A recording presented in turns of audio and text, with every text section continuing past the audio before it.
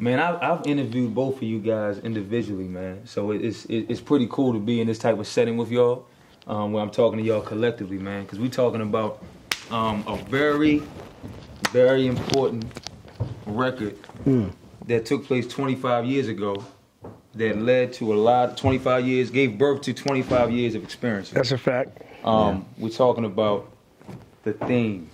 It's party time. Yes. Trey, 25 years ago, man, you released this record. Yep. It's really the one that put you. It's really the one that put you on the map. Yep.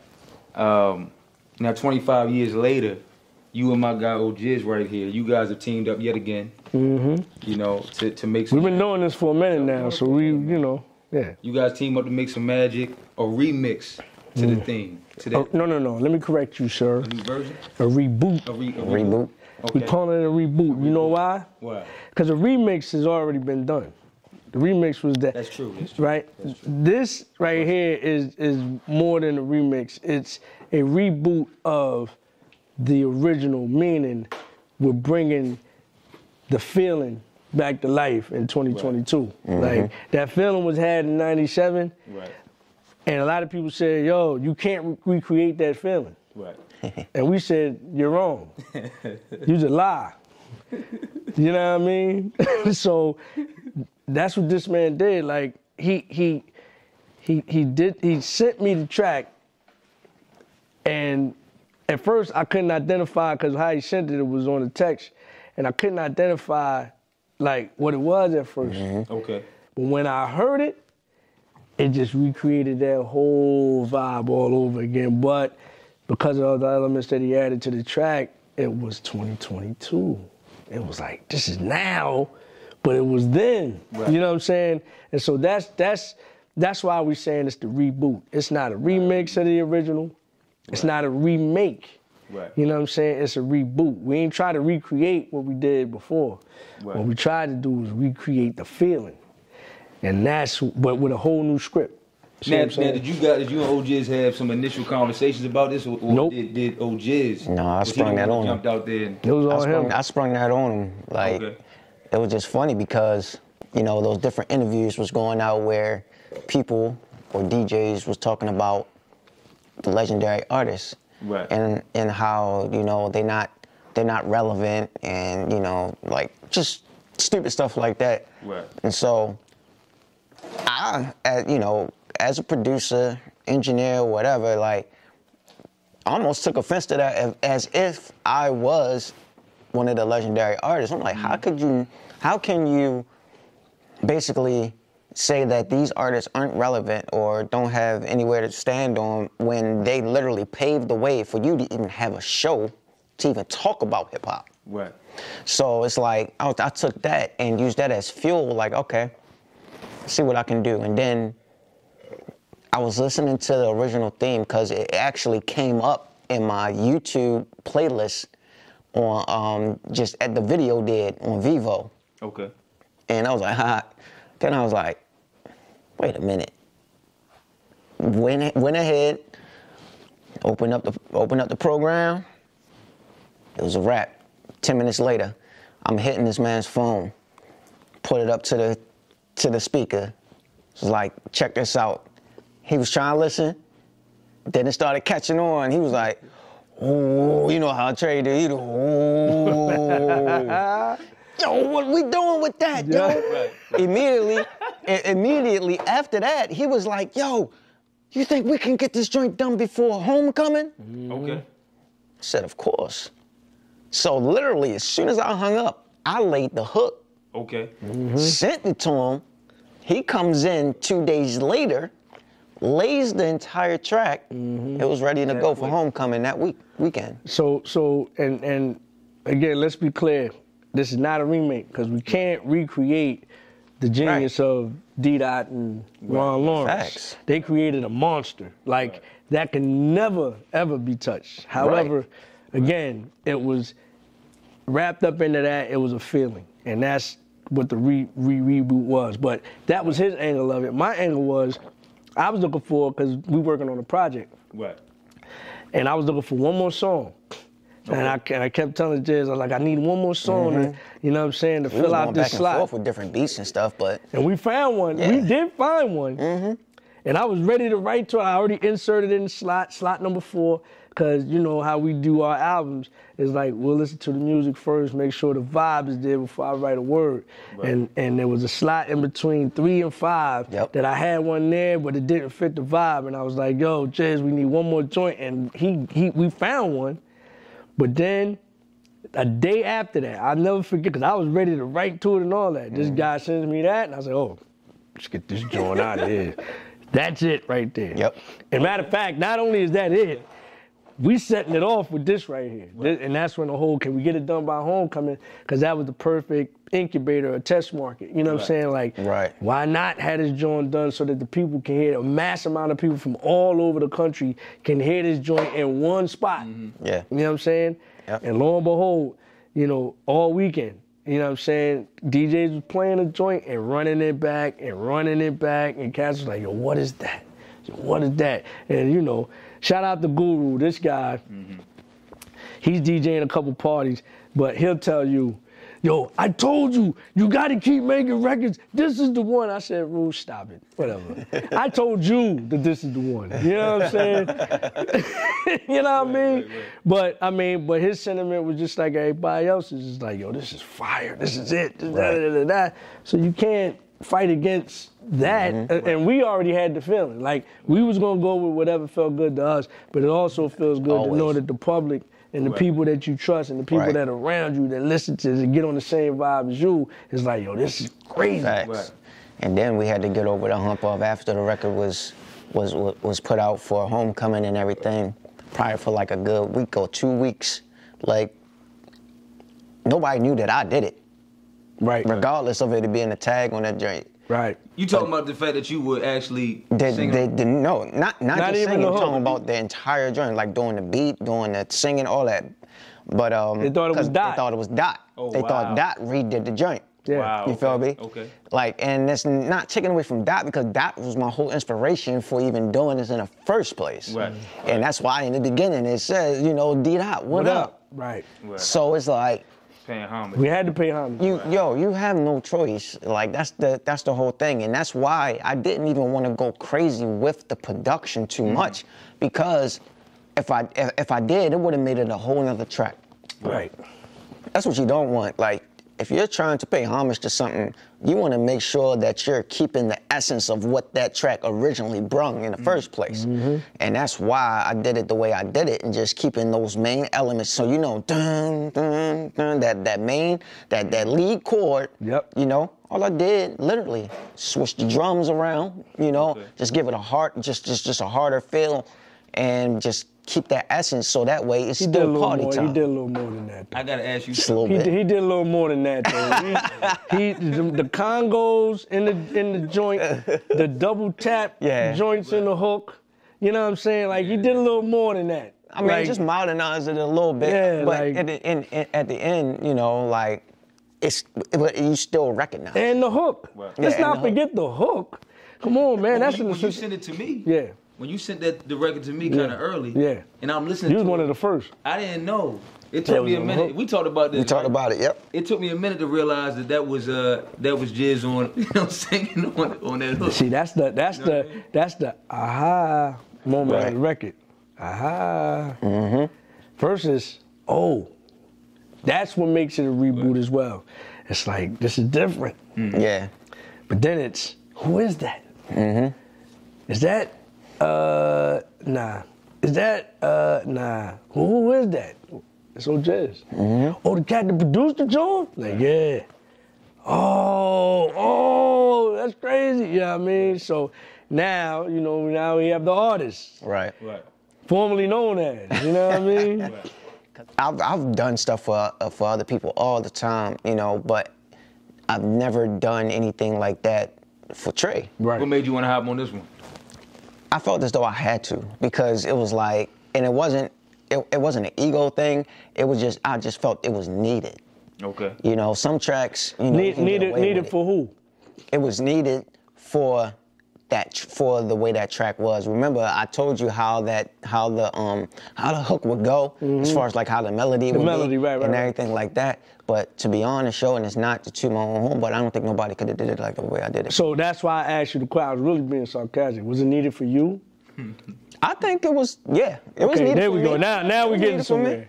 Now we're getting somewhere. Because I think, you know, I've known this brother long enough, and I know he's an artist. I know he spits. Right. You know what I'm saying? I know he sings. So it's like, when's your coming out party? You know what I'm saying? Right. In my mind. And in my mind, this is the coming out party. It's like, oh, you didn't know I could do this. Okay, bet, watch this. Right. But on this record, I felt like, you know what I'm saying, when he did do it, again, And my I'm glad thought he allowed me to do that. I ain't gotta allow you to do. Nah, I'm just saying, cause you could have heard it and then just be like, yo, I'm gonna get somebody else to be on this joint. You feel me? No, I know you guys have, you know, the way I see you guys now is almost like the new Jordan and Pippen in these musicians, man. I like that. Y'all's chemistry, like that. man. And I mean, Thank obviously, you. you're not that old, but you know, you're older than my man. A little bit. You guys have a great balance, man. And the chemistry's there, you know, with these projects that you guys are doing. So what I want to say that what Ojizz was saying is that at the end of the day, if you look at it from his perspective, it's like, yo, this is like the big, this is perhaps the biggest record. The main reason why we sitting here talking, right? I mean, you've done a lot of great things. You know I think great music, but I'm saying this particular record, for him to say, you know what, I'm gonna go and take this one and you know, play around with this record and send it to Trey, knowing the history behind it, knowing that D-Dot's name is. I see what you're saying. I think that's why I might be saying that. But it ain't really at this point. I could see if this was our first record. You know what I'm saying? But at this point, it's not an allowance thing. It's more of a, I trust his music weird. Like if he whatever he want to do on the joint, let's do it. You know what I mean? We're gonna make it work, and it's gonna be banging. Right. But my contingency about this record is that I say this all the time when I'm giving it to people. I say, look, I don't care how you felt about me in the past, if you feel some type of way about whatever, you can't front on this record. Right. You ain't got to like me, but I guarantee you're gonna love this joint. Right. You know what I'm saying? Right. And it's like, I saw Doo-Wop post something on something I posted. He was like, yo, this record is just undeniable. You can't deny this joint. Right. You know what I'm saying? So I think this, and you know, my wife was saying it the other day. She was like, yo, you done made tons of records. Why is everybody gravitating towards this joint? And I was like, because people won't let go of that feeling. They know the feeling that they got when they heard the theme. So it's like, okay, you know, and I think we got some records that'll stand right with this joint. Maybe even better, depending on what mood you're in. Right. But I do know that if you won't let go of that feeling that we gave you 25 years ago, okay, bet, I got something for you. Right. We gonna meet you right in the middle. Right. We're gonna give you something new, and we're gonna give you that feeling that you just won't let go. Bro, we've talked about this. To your point, I'm not gonna put this person on blast, but I told you this story. Someone close to me, who said back in the late '90s, they said, "Yo, that was my record." They said, matter of fact, anytime that I dropped off my wife and my kids at the airport, somewhere, and I had time to myself to just relax and decompress, I turned on that record. Nice. So my question to you is that did you think at that time you think that it would have this type of longevity in the culture of hip hop? I sure didn't. Look, man, back then I was you know, considered to be a spitter. Like I was just rapid fire, not worried about song structure, not worried about making great records. I just wanted to make bars. I just wanted to give you bars. I was gonna bar you out. I was gonna bar you to death. You know what I'm saying? Bars. That's, you know, but that's how most MCs and spitters are. You know what I'm saying? I'm gonna put together all the crazy similes and metaphors you wanna hear, and I'm gonna bar you out. Bar. So when I make this record, most of my people didn't like that joint. Okay. They was like, yo, what? Yo, Trey, I don't know about this. Only me, Dot, my man Pi, shout out to Pirate from the Reaps, and maybe one other person from my crew was like, yo, this is hot. Everybody else, no, Trey, no, this ain't it. That's because no, they knew. You know what I'm saying? They knew song structure. They knew hits. They knew what it would be. That's right. Yeah. But then all of a sudden, We start getting airplay on Hot 97. It's on the top 5 and 5. Angie Martinez is blasting the joint. You know what I'm saying? Red Alert is really the one that touched it and said, this is a hot record. Now, a week later, after it's on the top 5 and 5, yo, Trey, this joint is banging, it's crazy. Oh my God, you hear this joint? But that was the beginning of, going back to his point, going back to Ojizz's point, is like, that's the minute that I learned song structure. That's the minute that I learned, you know, how to rhyme in a way that is repetitive but still bar heavy. That's when you found that pocket. Yeah, exactly. Remember, all right, so like me and Trey always talk about like, and this contributes to, you know, all the DC musicians, you know, spitters, whatever, you know, go-go enthusiasts. It's always something called a pocket. And so like, I always knew that Trey always rhymed within that pocket. Like it'll be certain grooves within different tracks. All you gotta do is just find that groove and he'll be right in that pocket. That's why his rhyme style is different from so many, because instead of going straight on the track, like the track will be going like boom, boom, boom, boom. He'll be riding that joint inside, you know, in and out, in and out, in and out, because he finds those pockets. It's almost like when you have for instance, when you have an R&B song, what's the best thing out of that R&B song that people can't wait to get to? Usually the bridge. Because it's a switch up and it allows you to feel something that was not there in the original alignment of that of how that song was going. Right. That's how Trey rhymes all the time. Okay. It's like he finds that song, whatever song it is, it's like he's rhyming on a permanent bridge. Okay. That's the part I love. He loves the groove. I love the groove. Tone know about that. Tone a dancer. I like to dance. You know what I mean?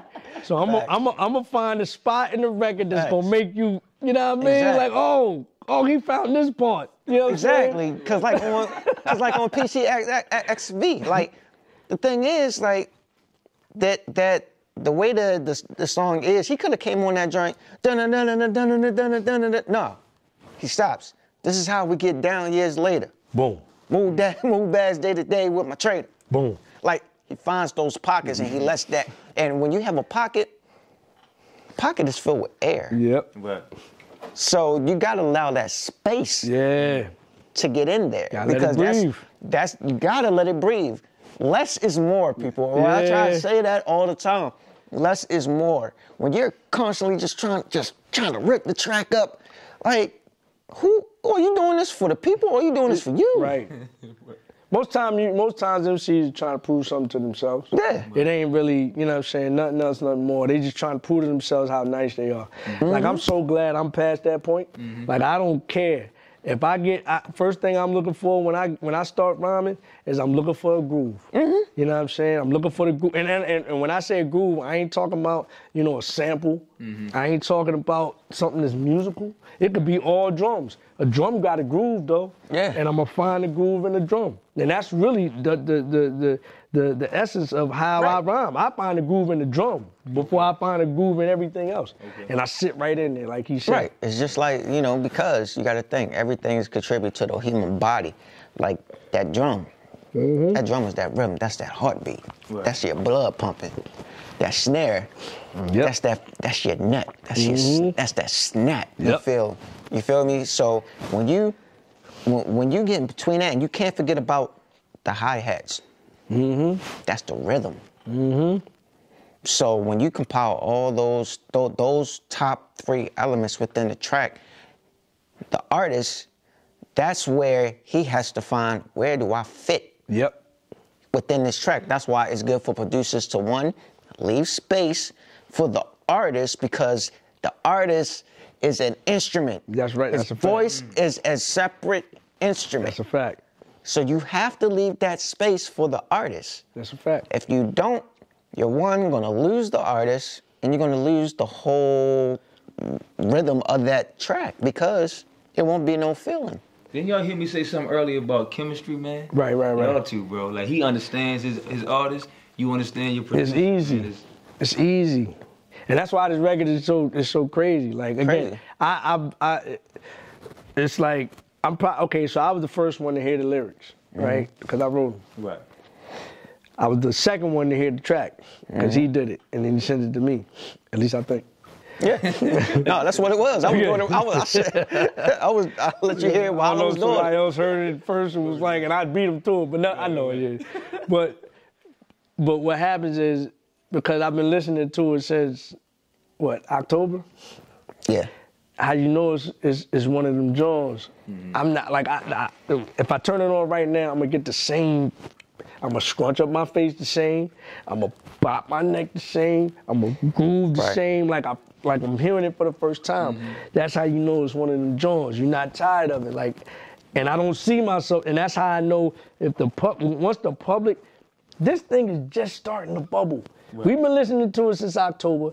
It's now starting to get some mixed show, you know what I'm saying? Shout out to Chuck D and Enough and S1 and everybody and Fleet DJs and everybody that's been on top of this record since we put it out. Right. But we only hitting like a morsel of the people that is gonna eventually hear this joint. So we really just getting started, and the scary part about it is it's almost like an omen. This is the exact same way that the original did. Like, and it was done on purpose, kind of, because when we started to formulate how we was gonna do it, it's like I remember back when the original theme came out. It was put out around the same time. Red Alert was the first person to get on it, you know what I'm saying? And then everybody fell in line at the end of '96. So it wasn't commercially released until the beginning of '97. Okay. After we shot the video. That's when the commercial, and that's exactly what's happening right now.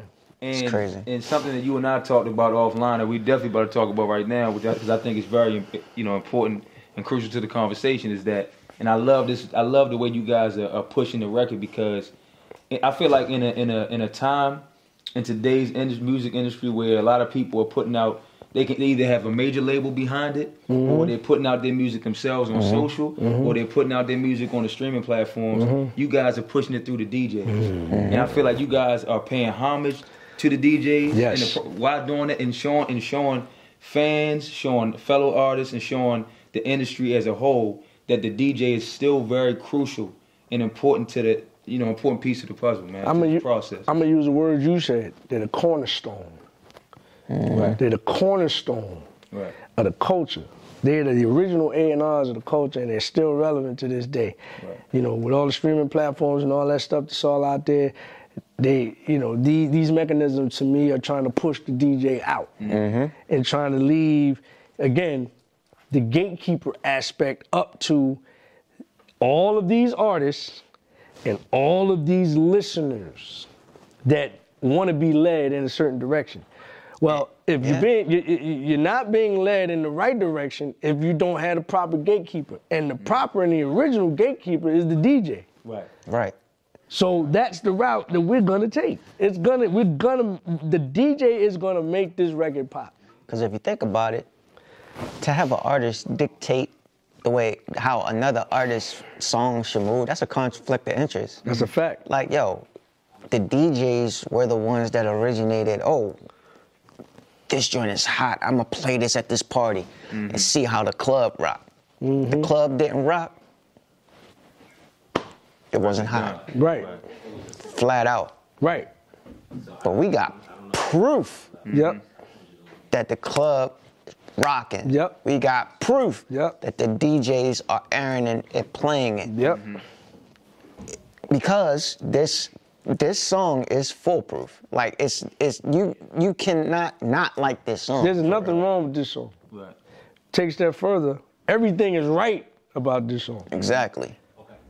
There's nothing you can say what's missing, this is missing. There's nothing wrong with this song, and the DJs know it. If you're a DJ and you get a hold of this record, the minute you put it on, I haven't heard one person say, not one, right, whether they know me or not, say, Trey, I don't know, or I like it, or this is whack, or this is cool, but everybody, this is a go. For instance, my sister, we're 12 years apart, And so she remembers when the original came out, and she had got out. She was just getting out of high school and everything. She remember how that song impacted the clubs and everything like that.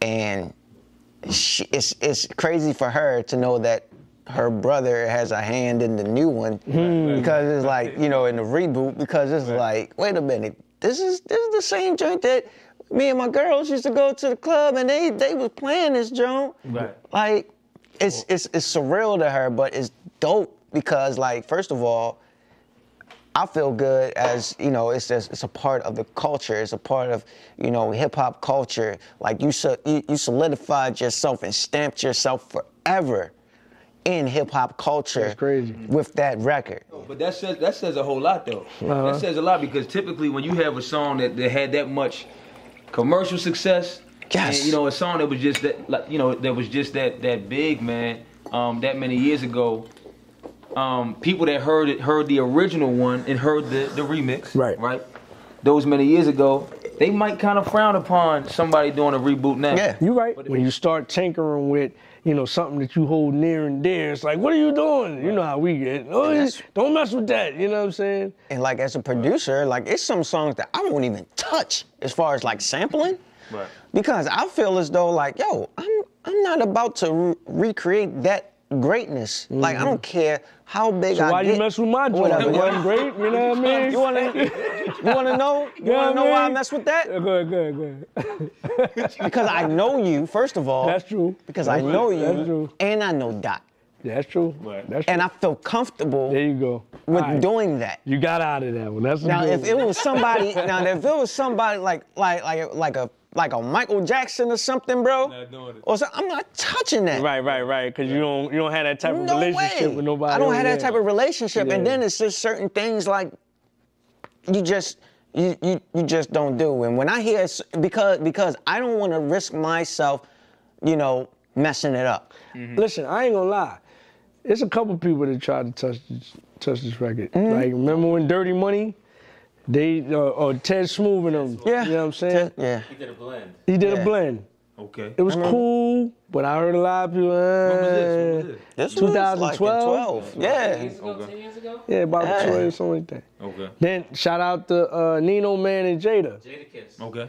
They rhymed on it. I mean, of course, rhymes are impeccable. Jada, you know what I'm saying? But it was still a couple people like, yo, why you touch, you know what I'm saying? Like, don't, you know what I mean? But bar-wise, it was undeniable. You know what I'm saying? But it didn't make you stop forgetting the original. Right. You know what I'm saying? This joint right here, all I've heard was, I'm not saying it makes you forget the original, but it stands right there with it. Yep. Like, you gotta play the original and then play this joint. But that's probably because of, like, what you said, what you corrected me in the beginning, saying this ain't it's not a remake or remix, it's a reboot. It's a reboot. This is the perfect track that if a DJ are going to spin the first one, they'll have no choice but to play the reboot after that. And vice versa. And vice versa. And if you play the reboot, you ain't got no choice to go back to that. Let's take it, you know what I mean? Yeah. You know what's dope about it too, man? It's introducing some of these young guys. You know, that's the other part. Like my brother's 24. It's introducing that generation to now. If they hear, you played for Kobe yet? Not yet. Okay, yeah, you gotta let I'm saying when he hears this song, he's gotta hear the first. You gotta hear the first. You gotta hear the original first. You gotta hear. It takes him all the way back to the beginning of your career, man. Plus, this is a good way. You know what I'm saying? Like, all you Urban AC cats out there that's afraid to play anything past 2012. This is a good way to bridge the gap. Because you can play the old joint, and you can kind of slide this one in there. You know what I'm saying? So go ahead, man, play the original, and then just slide this right on, and protect the record, as my man S1 says, protect the record. Protect the record in between, and you know what I mean? Yo, you guys, right before the holiday, you guys went up to New York and shot. I wish I was there, man. Shot a music video for this. And I know it had to be like a movie, man. Can we talk about that experience? Of course, let's talk about it. Yeah. Shout out to Don Trump. Don Trump. First and foremost. My brother. Don. My man, you know. Shouts to the shooter. Yeah, shouts to the shooter. Shouts to the shooter, director, you feel me? That dude's eyes crazy. Crazy. You know what I'm saying? And shout out to Hip Hop Closet. Okay. My girl Kaisha Kelly. You know what I'm saying? Spot was that's amazing. her main name. I'm sorry, Kai. Shout out to Kai. That's when you got shot at. Yeah. The video. Yeah. Mm-hmm. I mean, the apparel in there is second to none. I saw you with the. You saw me. You saw me. Listen. Frank Lucas on. Listen. Oh, yeah. Listen. Yeah. She made me feel like $1 million up there, right. man. We went in there. She was like, "What coat you want?" I said, "Oh, I take that." Just like, "Oh, I have that." You know what I mean? And we styling and profiling, but you know, the space was incredible. Yes. Thank them, her and her brother, for allowing us to come up to New York City and really, capture the. Because what the space did is allowed us to capture a certain essence that Don saw. Mm-hmm. He went in there immediately in the room and just saw, "Oh, we're gonna use that. We're gonna use this. We're gonna have the lighting over here." You know what I'm saying? So, he was a pivotal part. And, he shot it and he directed it. And then, my man Guru came up there. Shout out to Guru. Yep. For the visual direction. Absolutely. And also for the film production and everything. We appreciate you. Absolutely. Ru came up there, added his co-directorial debut into the whole drawing. Him and Don, they worked the magic, and all we had to do was pop up, show up. Yeah. You know what I'm saying? From the camera, man. We ain't had to, it took a lot of stress off of us because the last few videos, all our videos we've done. You know what I'm saying? Right. Mainly him, but you know what I'm saying? But yeah. Right. So it was definitely an alleviation of pressure on us. We just could be artists for that day. And that just goes back to the process, like you were saying, back to when you shot the original, the way just how everything went from creating the record, putting it out, going to shoot the video. Yep. And the beauty of it is, it's deja vu. We went to New York, we shot the video. We shot the video in New York last time. Crazy. It was like last time it was at a loft, but it looked like a warehouse. Right. We went up to a warehouse this time, you know what I'm saying? Right. Overlooking the city, and you know what I'm saying? There was some beautiful people in the room, and vice versa. So all of it is deja vu. It's crazy. Make sure you check it out New Year's Eve. There you go. Okay.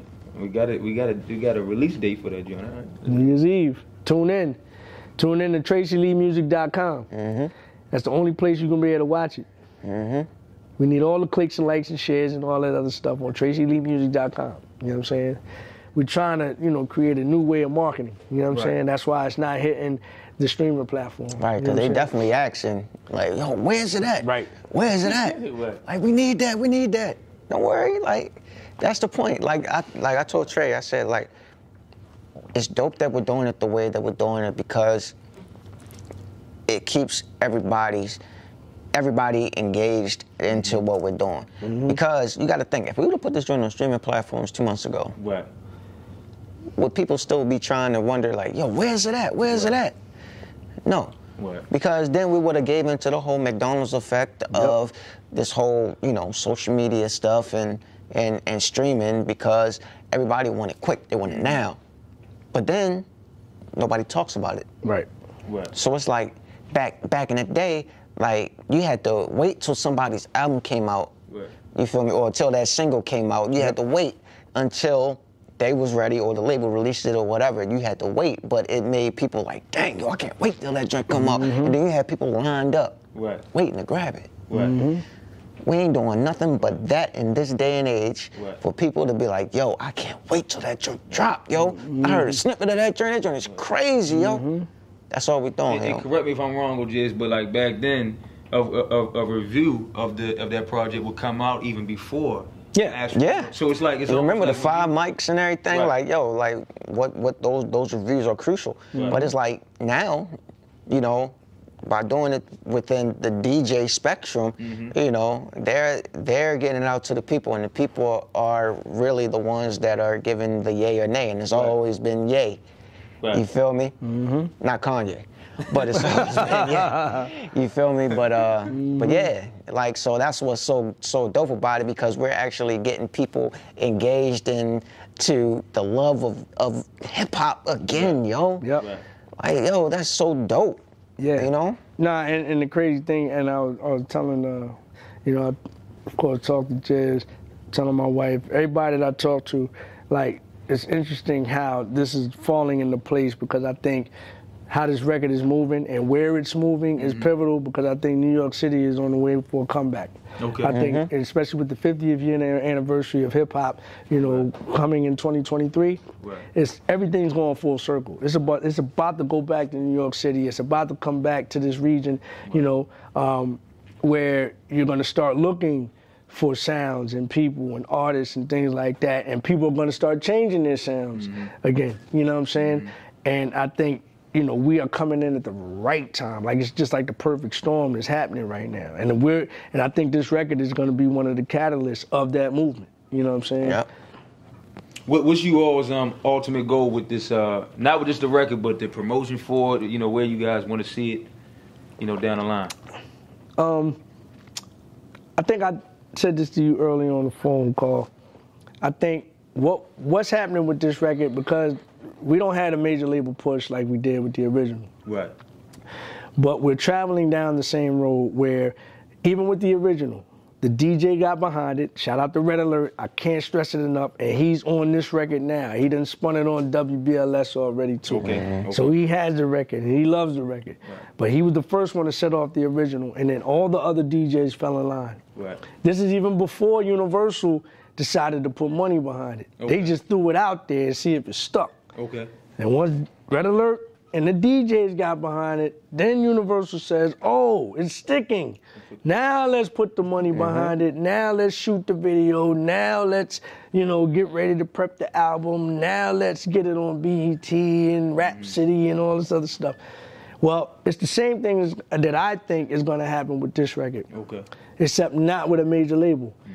It's going to be brands. It's going to be companies. They're going to see the response of the DJs and the people and the reposting and, you know what I'm saying, people playing it, you know what I'm saying, and all, you're hearing it all over.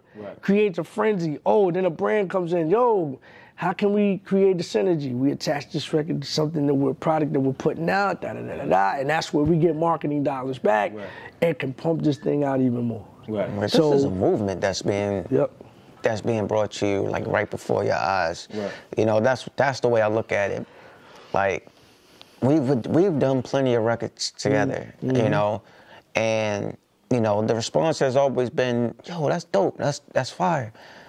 But this is a whole nother monster. It's like, different.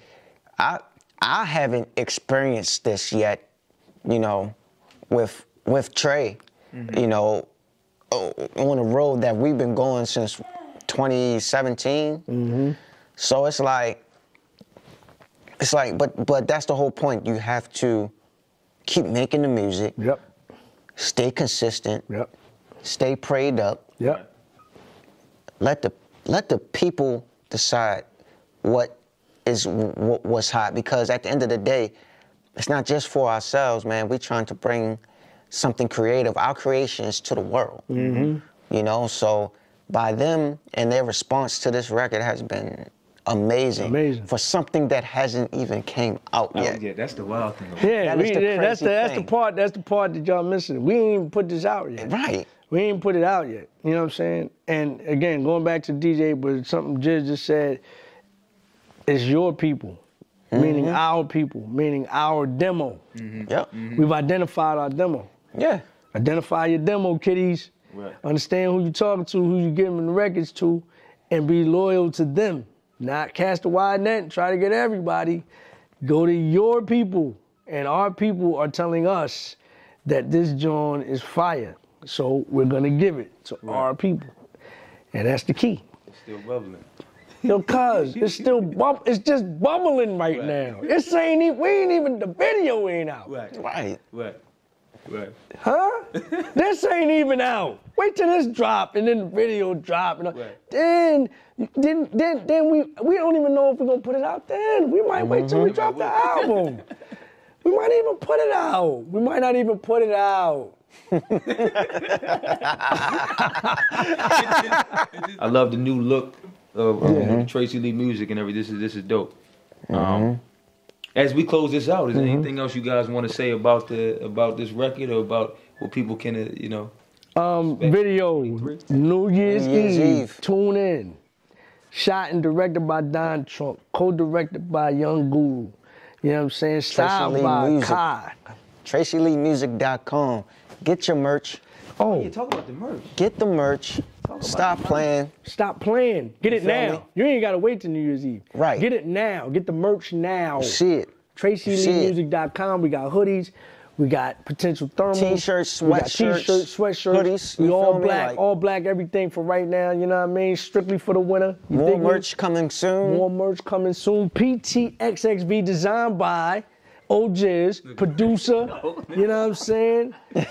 My man on the hook. And my son is showing you, we're going to get him one too, but he's telling you, go get the merch. Kid sizes soon. You know what I'm saying? So, and two quick reminders. It's not a remix. It's a reboot. It's a reboot. It's a reboot. And he might not even put this joint out. I might not even put it out. It ain't even come out yet, and I might not even, you might not even get this joint by yourself. You feel me? Yeah, man. Hey, man. My God. Until next time, man. Yes, My God. yes. Yeah, PTXXV. It's party time. How we get down years 25 later. Years later. This is how we get down years later.